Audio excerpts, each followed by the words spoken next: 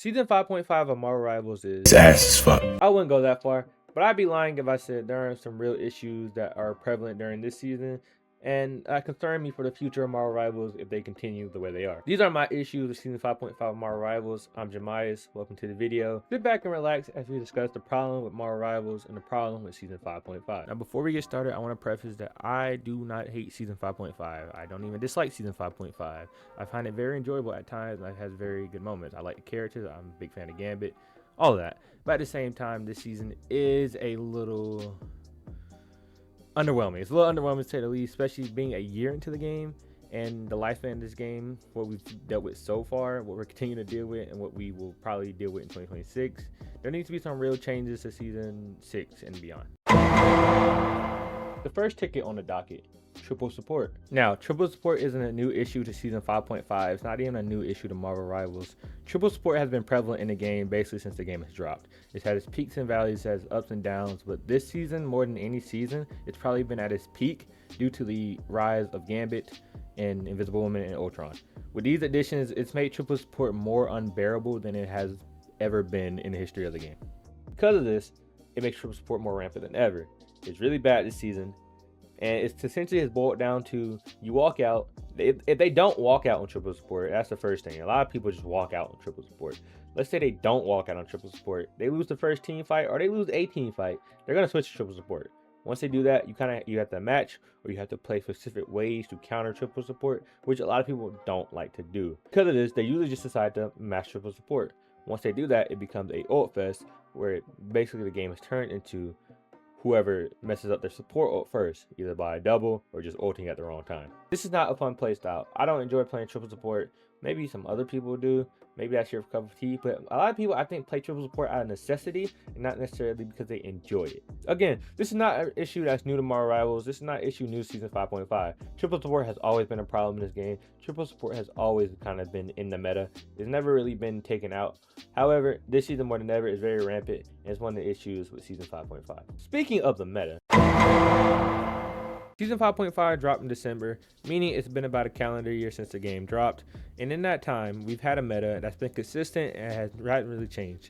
You have some top characters who come in and out, but for the most part, Magneto and Emma Frost have always been tank A and B since they both released.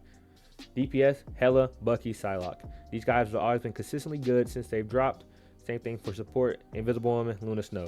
They receive nerfs, tweaks here and there, but for the most part, they're never not in the meta. They're always consistently good, and they're always consistently at the top of the tier list and pick rates. What I'm getting at here is that the poke style of play has dominated the meta since it has dropped. Psylocke's dive a little bit, Bucky can be a little brawlish.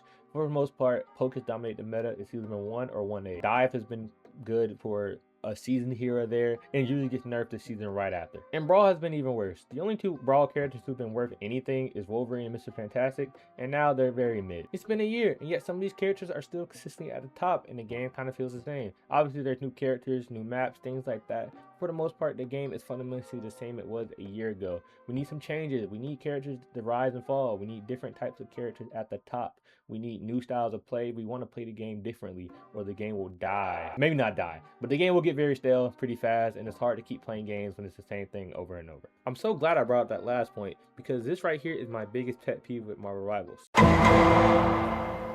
And last but not least, we can say this issue is starting to become more prevalent towards Season 5.5, but it's just the lack of content. There's no new maps in ranked.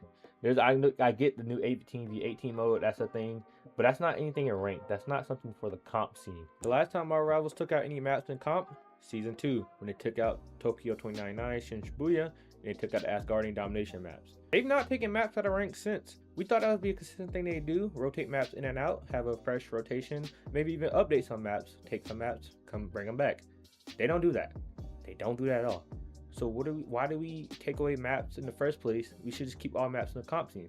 Now we're just limiting the pool, and we keep seeing the same maps over and over. Personally, I am tired of seeing Clintar. I'm tired of all the Clintar maps. They can take them all away. I'm tired of Hydra. I'm tired of the Black Panther convoy map. There's just many maps that is long overdue. They need to go. It's really bad because rival devs used to be so good at this. We would get a map each half season. Starting from Season 4, we got one map. Season 5, we didn't even get a map. It's crux because they're adding maps to other game modes that people, I'm not gonna say don't play. I understand people do play 18v18. There are people who are playing the city map, whatever it is. But if we want as comp players, as ranked players, it's just in new maps to enjoy. We don't need over designed maps. We don't need crazy architecture like the city is, or like all this other infrastructure. Just give us nice maps to play with and rotate maps in and out. It keeps the game fresh. It keeps the game consistent. I said you can take maps away and then update those maps in the future for more content. But hey, what do I know? I'm just a lowly tank man. And as we know, the devs do not listen to us. Like I said, I don't think the game is bad. I don't even think the season's necessarily bad. I enjoy the game. I enjoy having fun on the game. However, there are some things we just have to be real with. This game is going to be, hopefully this game's around for a long time. It's been a year now. We got hopefully many years to go. They have many characters they have to release.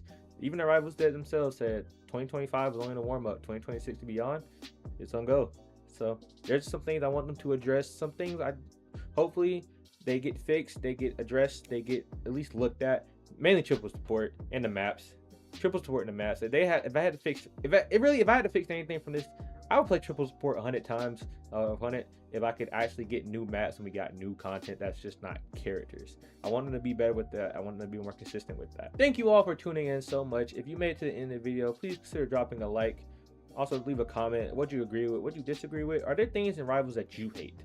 Let me know down below. Until next time, I'm out.